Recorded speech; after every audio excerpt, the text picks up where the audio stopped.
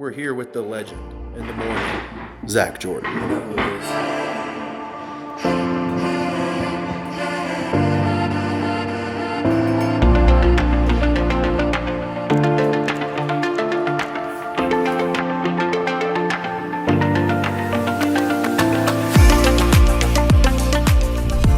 I'll tell you what though, man, mornings in Utah, man, you can't beat this view. Yeah. Frozen over windshield. Yeah, frozen over windshield, snow-capped mountains everywhere you look. It's beautiful out here. Sure beats being behind a desk, that's for sure. So what do you think is the goal for today? What are we going to try to get knocked out?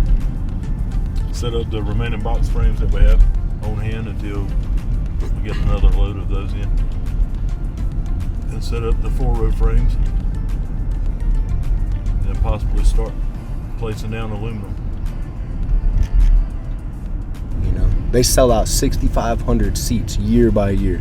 For 104 years, they've been knocking this stuff out. And when we're finished, we're going to give them 82 to 8,500 seats. Yeah.